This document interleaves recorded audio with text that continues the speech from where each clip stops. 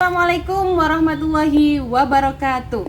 Perkenalkan, saya Siti Maulida, mahasiswa PPG dalam jabatan tahun 2023 LPTK Universitas Negeri Surabaya, nomor peserta 2015001184600, nomor induk mahasiswa 2300103922810074, akan melaksanakan ujian kinerja bidang studi bimbingan dan konseling di SMP Negeri 1 Montong, Kabupaten Tuban, Jawa Timur. Terima kasih. Wassalamualaikum warahmatullahi wabarakatuh. Assalamualaikum Bu Lida. Waalaikumsalam. Ica, silakan masuk. Ya. Assalamualaikum Ica. Waalaikumsalam Bu Lida. Alhamdulillah kita bisa ketemu lagi ya Ica ya. Kegiatan tadi apa aja? Kegiatan saya sebelum kesini di sekolah saya belajar, sesekali bermain dengan teman-teman saya, dan ya sesekali beli minum kopsis. Oh, ke kopsis. Dari kelas ke kopsis jaraknya jauh nggak? Ya lumayan Bu. Oke.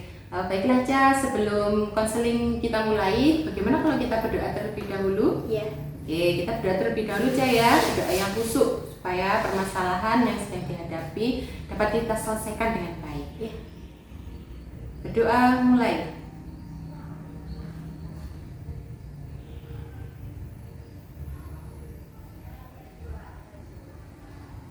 Doa selesai. Ca, kabarmu hari ini bagaimana? Alhamdulillah Bu, baik. Baik. Nggak sedih? Perasaannya bagaimana? Alhamdulillah tidak. Dengan teman-teman di kelas baik-baik saja ya? Baik-baik saja. Nggak ada masalah ya? Enggak. Oke. Ica kesini tujuannya untuk apa? Konseling ke Bu Lida. Untuk konseling. Baik, tujuannya konseling ini nanti untuk menyelesaikan permasalahan yang saat ini sedang dialami oleh Ica, begitu ya? Iya. Supaya apa? Permasalahannya Ica bisa kita cari solusinya, kemudian kita bisa atasi permasalahan tersebut dengan solusi yang sudah ditentukan oleh Ica sendiri, dan juga nanti ada saran dari saya, begitu. Baiklah Ica, sebelum konseling ini kita mulai, ada asas-asas yang perlu saya jelaskan ke Ica. Iya. Jadi dalam bimbingan konseling itu ada asas kerahasiaan, ada asas keterbukaan, ada asas kesukarelaan. Ya. Asas keterbukaan, kesukarelaan, dan kerahasiaan. Asas kerahasiaan artinya selama proses konseling ini nanti, apa permasalahan yang sedang dihadapi Ica yang sudah diceritakan ke Bu Lida, saya akan menjamin rahasianya dan tidak akan saya ceritakan ke siapapun. Iya Bu. Jadi Ica nanti bebas bercerita ke saya. Tidak usah khawatir nanti kalau masalah saya disebarluaskan Bu Lida bagaimana ya, kalau permasalahan saya nanti diceritakan Bu Lida ke teman-teman saya bagaimana, nggak usah punya pikiran seperti itu. Iya. Karena saya sudah mengambil komitmen untuk menjaga asas kerahasiaan tersebut. Iya. Kemudian ada lagi asas kesukarelaan. Asas kesukarelaan artinya Ica datang ke ruang BK ini dengan sukarela, nggak ada yang maksa kan Ca?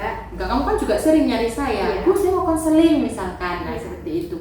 Jadi Ica kesini atas dasar sukarela, tidak ada yang memaksa, tidak ada yang menyuruh Ica untuk melakukan konseling lah.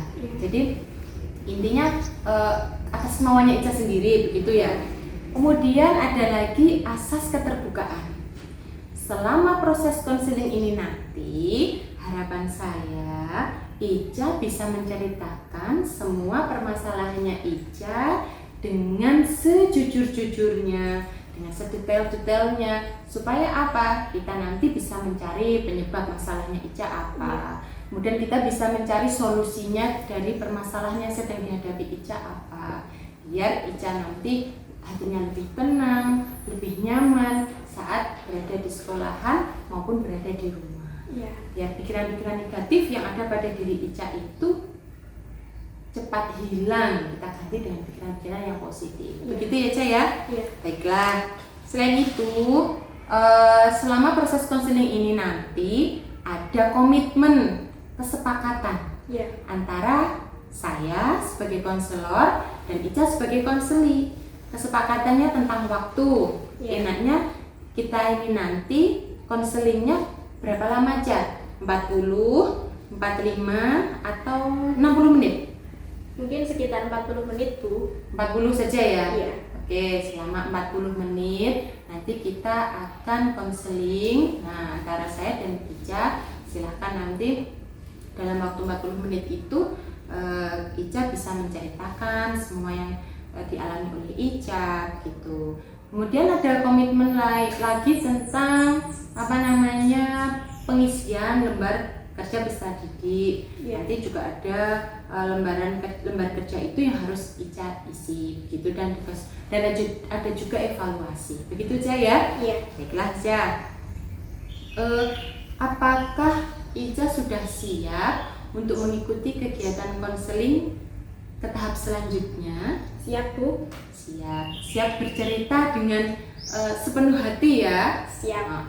Nggak ada yang ditutup-tutupi loh pokoknya ya. Nanti Iya. silahkan Ica bercerita tanpa ada yang ditutup-tutupi. Itu kemarin kan saya juga sudah pernah dengar beberapa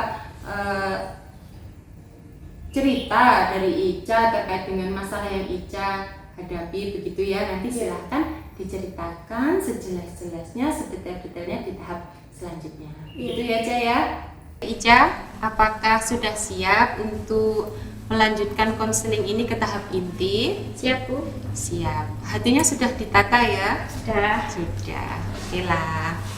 Ica, beberapa waktu yang lalu saya kan juga mendengar Ica sesekali bercerita ke saya kalau Ica itu ternyata memiliki permasalahan. Apakah betul? Betul, Bu. Betul. Jadi untuk detailnya permasalahannya Ica itu seperti apa kan saya kurang begitu paham begitu ya. Bagaimana jika sekarang Ica menceritakan permasalahannya Ica sejujur-jujurnya dan sedetail-detailnya begitu? Iya. Gimana? Ica sudah siap ya untuk menceritakan permasalahannya Ica? Siap. Oke. Dengan sukarela loh Ica ya. Dengan secara terbuka, sukarela. Nah, pokoknya rahasia aman. Nah, silahkan Ica menceritakan permasalahannya Ica. Saya dengarkan dulu, gitu. Silahkan Ica ya. Gini loh, Bu. Saya dulu itu lahir dari perjodohan orang tua saya. Nah, saya setelah lahir 3 bulan, orang tua saya itu bercerai. Hak asuh saya itu didapat oleh ayah saya. Ayah saya kerja, jadi pulangnya itu nggak mesti gitu, Bu. Saya diikutkan bunda saya. Bunda itu bude saya, yang saya panggil bunda. Itu mbaknya ayah? Iya, mbaknya ayah saya.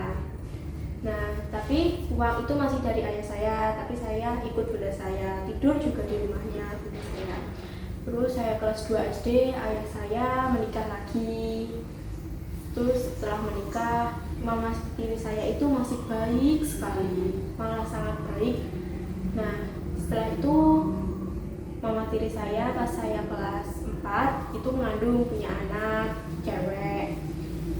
Lalu dari situ mulai mama saya itu berubah. Setelah punya anak itu berarti berubah begitu. Terus jadi lebih sering marah-marah, hal sepele pun dibuat permasalahan, dan mulai memprovokator ayah saya. Jadi ayah saya itu selalu dikasih tahu kejelekan saya.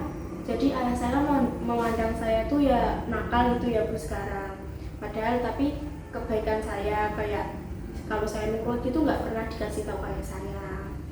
Nah, waktu kelas 5 SD itu ibu kandung saya itu juga sudah menikah lagi dan punya anak, itu laki-laki. Jadi saya punya 2 adik. Lalu saya ketemu ibu kandung saya itu pertama kali waktu kelas 5. Nah, terus terakhir kali juga waktu kelas 6, terakhir dari sekarang ini waktu saya kelas 6. Waktu kelas 6 semester 2 bunda saya itu meninggal. Nah, berarti budenya Ica meninggal waktu Ica kelas 6 SD. Iya.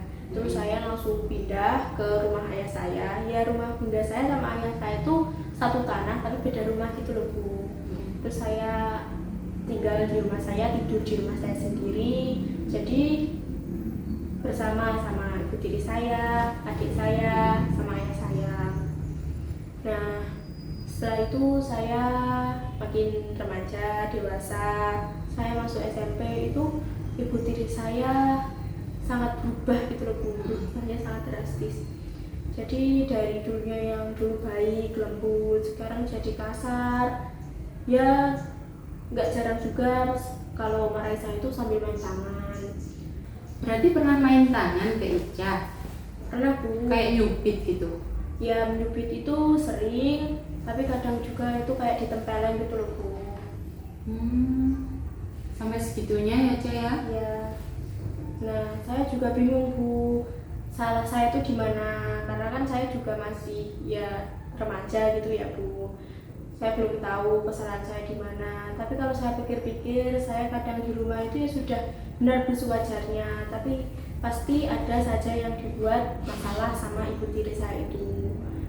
Dan sering Bu kalau lebaran kumpul-kumpul keluarga gitu, ibu tiri saya itu topiknya selalu membicarakan kejelekan saya. Jadi dibanding-bandingkan. Saya juga malu, tapi ya gimana lagi kan.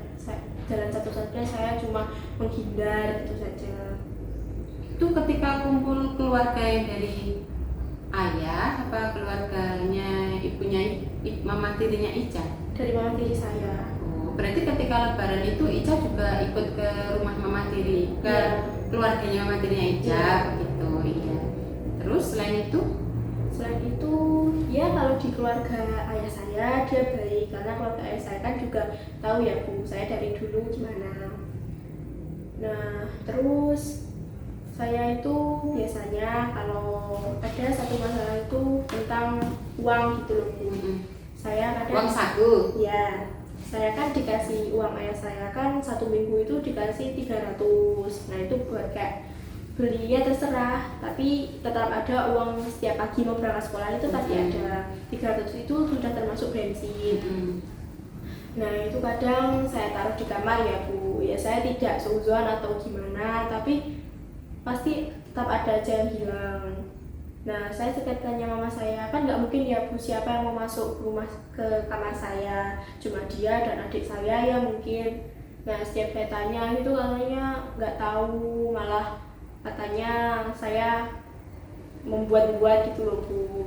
Apakah hal itu sering? Misalkan kayak kehilangan uang, jangan-jangan nanti bukan mama yang ngambil, atau mungkin Ica salah naruh atau gimana? Ya, tapi nggak salah naruh Bu, soalnya saya itu pasti taruh itu pasti di dompet. Karena kan saya ya pikir saya sekali 2 kali itu saya masih ya nggak apa-apa gitu loh Bu, paling hilang cuma 20, 30, 50 gitu. Nah terus lama-lama kok makin sering gitu, jadi saya berani negur dia, tapi ya tetap nggak ngaku. Tapi ya saya pikir Bu, ya siapa lagi yang mau masuk ke kamar saya kalau nggak adik saya dan dia. Cuma kalau itu kan nanti khawatirnya nanti kan Ica itu berburuk sangka begitu ya Ca ya, jadi diusahakan ya tidak berburuk sangka gitu. Terus kalau setiap pagi yang ngasih selain jatahnya Ica yang setiap minggu itu, apakah Ica setiap pagi dikasih uang saku lagi? Iya dikasih. Yang ngasih itu dari siapa? Dari ayah langsung apa dari mama tirinya itu? Kalau ayah saya di rumah, saya tetap minta ke ayah saya dulu. Nah kalau misalnya saya belum pulang kerja gitu, saya minta ke mama saya. Oh begitu. Terus kalau sekarang apakah perilaku mama sambung atau mama tirinya Ica ya apa masih seperti itu Ca sampai saat ini? Menurut saya ya Bu, malah makin galak gitu loh Bu, malah makin galak. Ya contohnya seperti sering sekali diteriaki, ngomong apapun yang ya mungkin harus keras gitu. Ya sepeda itu pasti bentak-bentak sama keras gitu. Terus kalau ketika misalkan mama kok lagi teriak-teriak sampai keras-keras gitu, apa yang dilakukan Ica? Saya ya sering Bu bantah, tapi kadang ya kalau memang sudah capek gitu saya cuma diam saja sambil kamar saya kunci. Tapi Ica pernah nggak merasa kalau dulu kan mamanya katanya baik, terus tiba-tiba kan berubah seperti itu? Apa mungkin dari diri Ica sendiri juga ada kenakalan atau apalah yang pernah Ica perbuat. Ica pernah nggak introspeksi diri kayak gitu? Ya pernah Bu, tapi kan saya anggapnya ya wajar karena dulu kan saya juga masih kecil, beranjak remaja. Ya masalahnya lagi itu soal makan Bu. Saya kan sekarang waktu kelas 8 awal, mama sama ayah saya itu kan membuat tokonya itu isinya pakan hewan gitu loh. Oh iya, ternak ya? Iya. Nah, terus? Jadi saya di rumah itu cuma sendiri karena Tokonya jauh sama rumah? enggak, dekat, masih satu tanah. Nah kalau saya di rumah, mama saya di toko, adik saya di toko, ayah saya kerja, itu makanan itu selalu ditaruh toko Bu. Jadi habis masak itu masakan di rumah, dibawa semuanya ke toko. Jadi saya kalau mau makan harus ambil ke toko. Tapi kadang juga saya itu lihat ya Bu, sisa-sisa wajan gitu kan ada bekas makanannya ya Bu. Saya kan yakin oh mama saya masak gitu. Tapi waktu saya ke toko itu nggak ada makanannya. Terus saya tanya, Ma makan sama apa gitu. Katanya disuruh nunggu waktu kalau ayah saya pulang gitu. Nah tapi ayah saya itu biasanya kan pulangnya nggak mesti. Jadi kalau nggak pulang itu saya ya makan buat mie atau enggak saya beli pakai uangnya dari ayah saya itu per minggu. Setiap hari kayak gitu itu? Jarang Bu, tapi ya ini sering. Oke, berarti aduh Ca, gimana ya Ca ya? Saya juga bingung Bu. Memang kita itu punya masalah yang berbeda-beda gitu. Apa yang sedang dialami Ica itu ternyata juga merupakan sesuatu yang rumit gitu ya Ca ya, sehingga sering timbul pada diri Ica. Ica nyaman nggak sih tinggal di rumah kalau situasinya seperti itu? Kalau jujur ya Bu, itu tidak nyaman Bu. Lebih nyaman sama bunda saya itu. Walaupun ada ayah saya tetap kurang nyaman. Tapi kalau ayahnya biasanya pulangnya jam berapa aja? Biasanya ayah saya itu Senin ya Bu. Senin itu berangkat tuh pagi-pagi, kayak jam 3 pagi gitu. Nah pulang itu kadang Kamis ya pagi lagi. Oh berarti nggak setiap hari ayah pulang. Itu dari dulu ayah seperti itu kerjaannya? Pas dari saya lahir sampai saya kelas 6, ayah saya itu kerjanya di pabrik semen. Jadi ya setiap hari pulang. Oh iya. Tapi setelah kelas 7 sampai kelas 8, kata mama saya ya Bu, saya pernah dimarahi sambil mengungkit-ungkit ekonomi. Itu katanya ayah saya sampai pindah kerja karena gaji yang di pabrik semen itu kurang. Oh begitu. Jadi ayah saya sekarang itu ya ikut sama kerabat saya. Jadi bawa kayak motor alat berat gitu loh, dibawa pulang. Nah seperti itu. Nah katanya itu saya penyebabnya karena ayah saya jadi makin susah. Oke. Jadi itu tadi yang diceritakan Ica ya, panjang sekali ya Ca ya. Kamu termasuk orang kuat loh Ca. Kamu tuh kuat sekali. Subhanallah, pokoknya menurut saya Ica itu termasuk anak yang memiliki mental yang kuat. Sampai bisa bertahan dari dulu SD ceritanya seperti itu hingga sekarang sampai kelas 8 di SMP juga masih punya cerita seperti itu tuh benar-benar kuat sekali Ca. Ica, gini, setelah saya mendengarkan ceritanya Ica yang begitu panjang, ada lagi yang mau disampaikan Ca? Ada Bu. Ada, oke silakan disampaikan lagi, tidak apa-apa. Masalahnya lagi itu tentang pendidikan. Ya baik, sekarang kan itu sudah kelas 8 ya? Terus bagaimana? Saya kan sudah mulai mikir ya Bu, pengen SMA mana. Nah saya kan ditanya ayah saya waktu kumpul keluarga gitu ya, sebenarnya malas sih itu kumpul keluarga, tapi ya terpaksa karena mau membahas pendidikan. Nah saya bilang, Kak mau sekolah mana? Yang tanya ayah? Iya. Terus? Saya jawab, kalau pengen mau ke Cepu, atau enggak Singgahan, atau enggak Tuban. Yang penting keluar dari Montong gitu. Saya bilang gitu. Biar ada pengalaman baru ya. Iya. Terus saya bilang gini, ya gak apa-apa lah kok daftarin terus soporo kok pusing endi gitu kan. Terus mama saya tuh gini, mama saya tuh kayak pas waktu kumpul keluarga gitu, mama saya cuma gimana ya, Bu, cemberut aja gitu loh Bu. Nah waktu ayah saya sudah berangkat ngopi, ayah saya kan setiap malam pasti ngopi gitu loh Bu. Nah mama saya bilang gini, gak usah ngarep sekolah, aduh soalnya bakal saya sekolahin ke yang dekat aja. Nah saya mau disekolahin ke SMA Montontu, kalau enggak Tabana yang ada di Cetak itu loh Bu.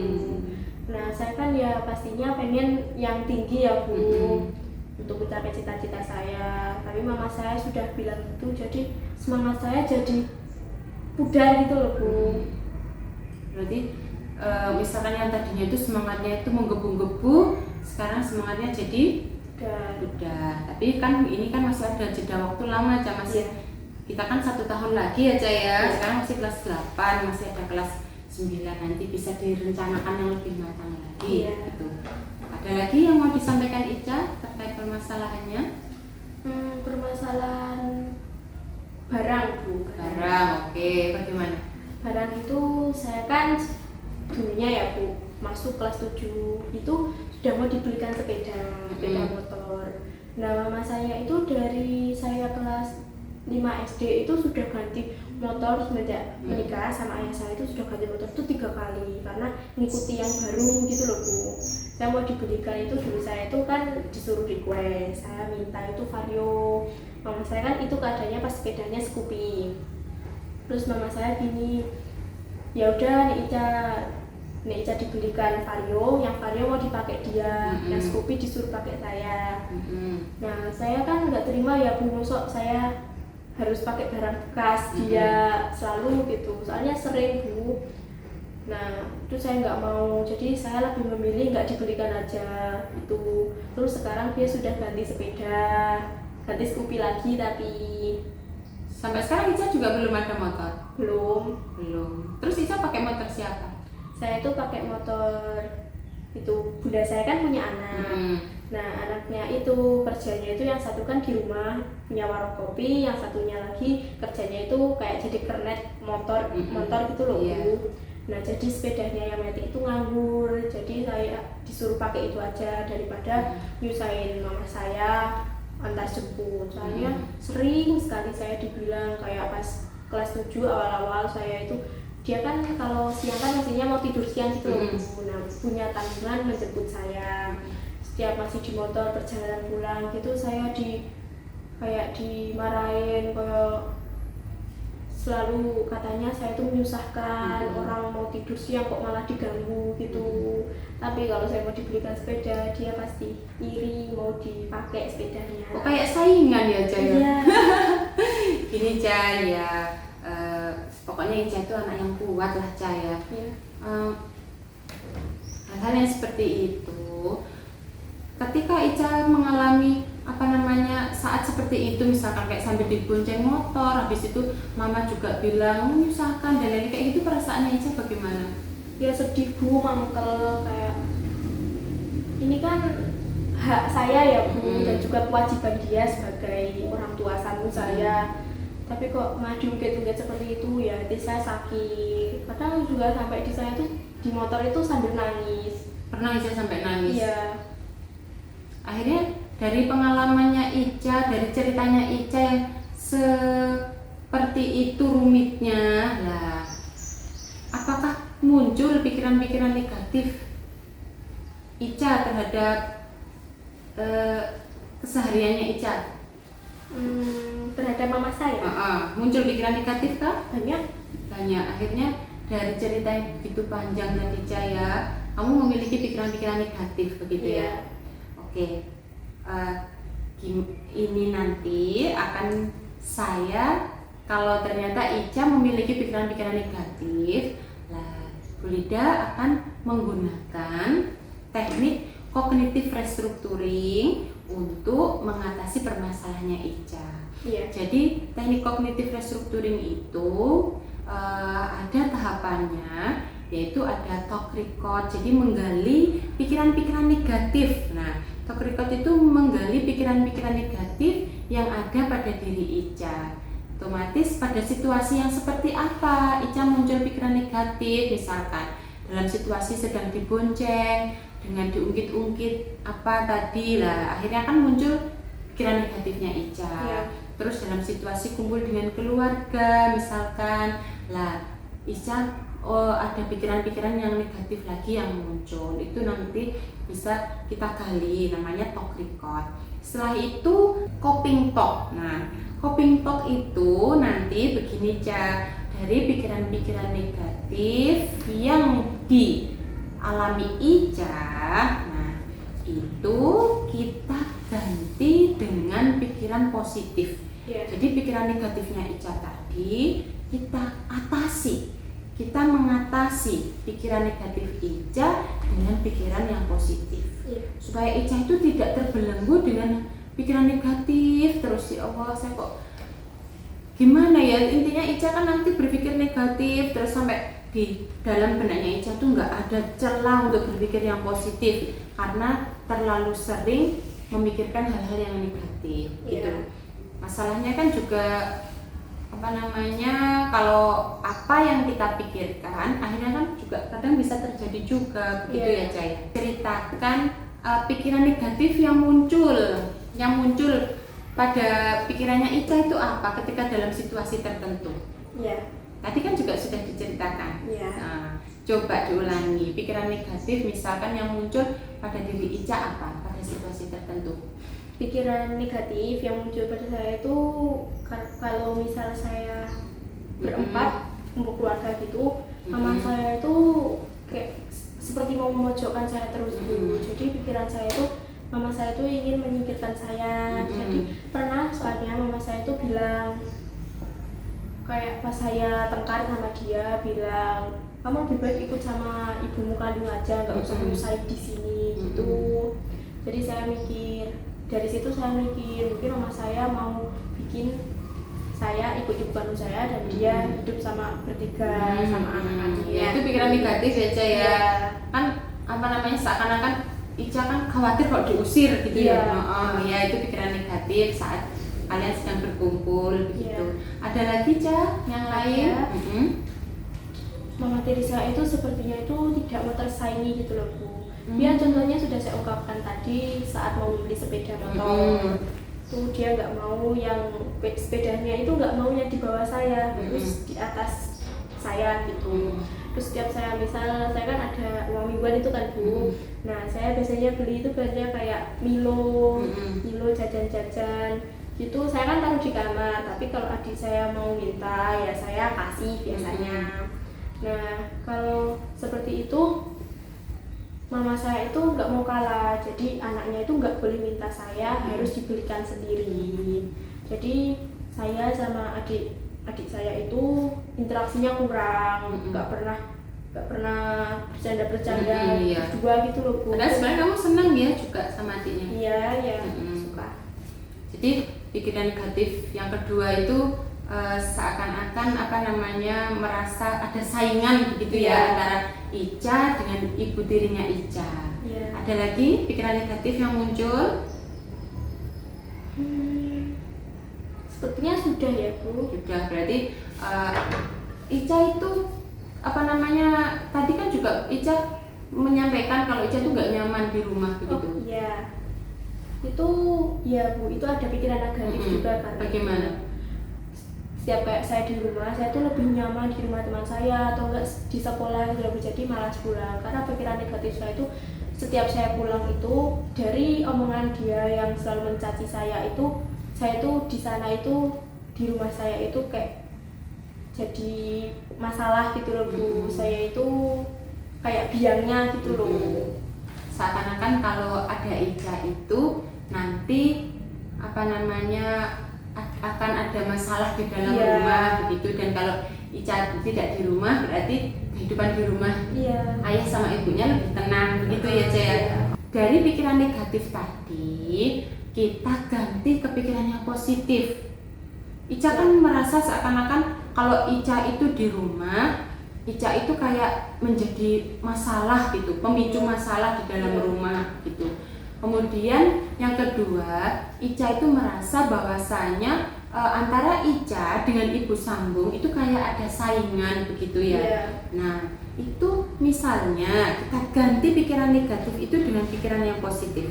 Misalnya kayak ketika Ica sedang pulang di rumah, nah kan nanti malas ketemu sama diri saya. ibu tiri, karena nanti kalau ketemu nanti seakan-akan Ica menemui, Ica menjadi pemicu terjadinya masalah, begitu ya Jaya. Jadi itu misalkan Ica ganti pikiran Ica yang negatif tadi dengan pikiran yang positif. Pikiran negatif saya saat saya pulang ke rumah, saya merasa tidak nyaman, saya menjadi pemicu masalah di antara keluarga saya dan lingkungan rumah saya. Saya ubah menjadi positif. Ya. Seperti ini. Saat saya pulang ke rumah, saya bertemu dengan ayah, ibu saya, dan adik saya itu dalam keadaan hati yang senang. Dan saya tidak menjadi pemicu masalah apapun di lingkungan keluarga dan rumah saya. Berarti begitu ya, Ica ya, diganti. Kemudian yang kedua, tadi ada pikiran negatif yang kedua. Ada merasa kayak saingan antara Ica dengan ibu sambung. Itu kan pikiran negatifnya Ica itu. Seakan-akan ibu Ica dan ibu sambungnya itu punya kayak saingan gitu. Ica pengen sepeda yang ini, yang ibu pengen sepeda yang ini lah, kayak ada saingan gitu. Nanti kan kasihan ayah ya Ica ya kalau kayak gitu. Coba pikiran negatifnya Ica, coba disebutkan yang tentang saingan. Yang negatifnya, positifnya, mama saya tidak lagi ingin menyaingi saya, dan mama saya juga tidak lagi ingin memiliki barang yang lebih bagus dari saya. Berarti Ica sudah bisa ya mengganti pikiran-pikiran negatif dengan pikiran-pikiran yang positif. Baiklah Ica. Jadi mulai sekarang pikiran-pikiran negatif yang ada pada diri Ica itu harus dihilangkan. Karena kenapa? Itu nanti bisa mengganggu kesehariannya Ica. Ica yang seharusnya setiap hari-harinya itu lebih senang, lebih bahagia, sebagaimana anak yang seusia Ica. Nah, itu nanti karena kamu keseringan mikir yang negatif, akhirnya pikirannya Ica tadi yang ada itu pikiran negatif, pikiran yang buruk-buruk, yang jelek. Akhirnya yang timbul pula dalam kehidupannya Ica juga yang jelek. Karena pikirannya Ica begitu. Nah, misalkan kayak pendidikan tadi, Ica kan juga sudah kayak berpikir bahwasanya pikiran negatifnya Ica kan seakan-akan nanti, berarti aku nggak boleh lah di sekolah yang bagus. Nah, itu kan juga pikiran negatif ya. Lah, coba ya pikiran negatif tentang pendidikan itu kamu yakinkan, saya pasti bisa sekolah di sekolah yang bagus dan mama saya pasti setuju lah begitu. Coba identifikasi pikiran negatifmu tentang yang katanya kamu nggak boleh sekolah di yang jauh tadi menjadi positif. Coba. Pikiran negatif saya, mama saya tidak mau saya sekolah tinggi, tidak mau saya sekolah yang di atas, sekolahan yang lebih bagus. Yang lebih bagus dari sekitar sini.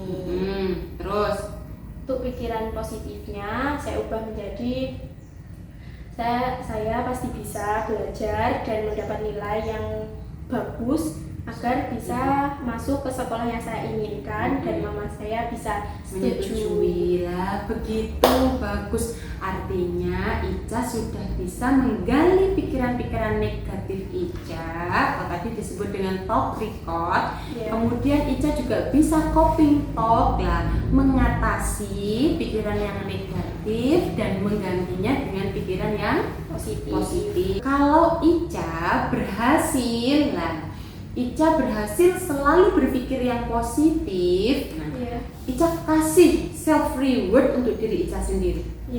Gimana? Kira-kira sanggup apa tidak?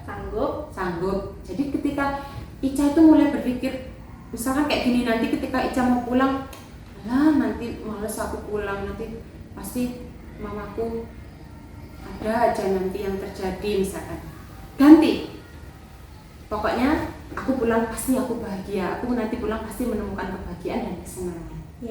Ada lembar identifikasi pikiran, kamu bawa ballpoint? Bawa Bu. Nah, ini silahkan ditulis dalam situasi yang seperti apa pikiran negatifnya Ica muncul. Kan tadi banyak sudah disebutkan juga.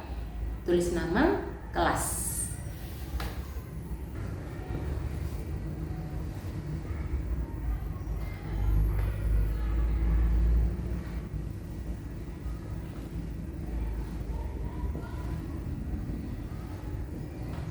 Baik, sekarang ini lagi. Ya. Jadi situasinya ini bisa dipindah, terus ditambahi pikiran positifnya apa? Ya.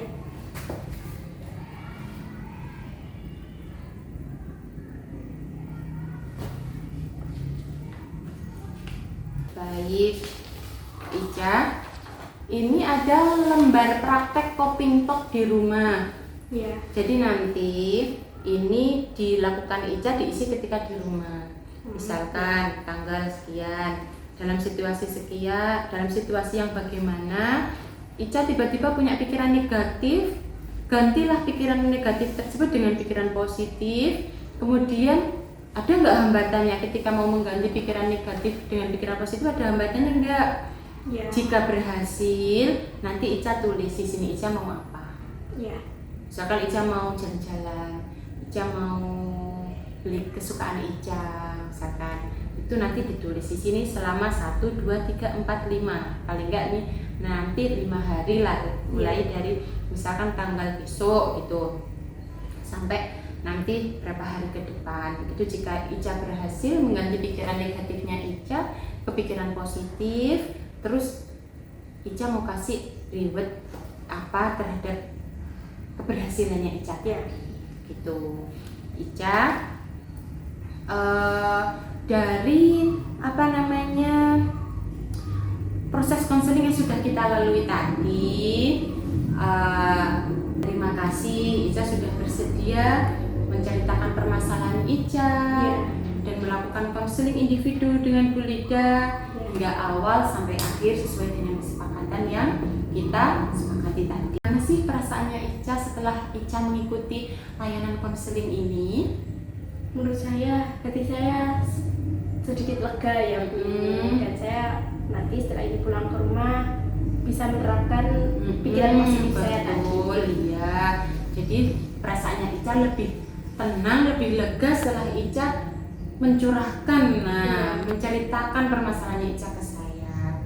Jadi Ica juga berhak untuk bahagia, bebaskan pikiran negatif tadi, hilangkan, hempaskan, ganti dengan pikiran yang positif supaya kehidupannya Ica itu lebih bagus. Ica harus yakin, aku yakin nanti aku akan lebih baik, akan lebih berhasil. Pokoknya Ica akan intinya Ica akan lebih baik ke depannya begitu. Lembar evaluasi, nah tolong ini dikerjakan. Yang ini nanti untuk dikerjakan di rumah ya. Iya. Berarti nanti saya bawa pulang ya Bu? Iya, terus ini, yang ini kerjakan.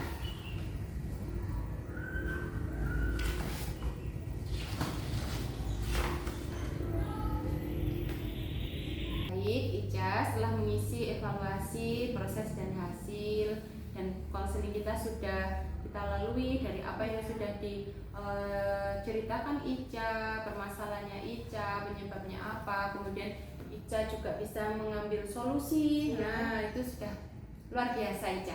Pokoknya Ica sudah pribadi yang sangat luar biasa. Karena waktunya sudah habis, kita sepakat untuk konseling hari ini kita akhiri. Begitu ya Ica ya. Sebelum konseling kita akhiri, mari kita berdoa terlebih dahulu. Berdoa mulai.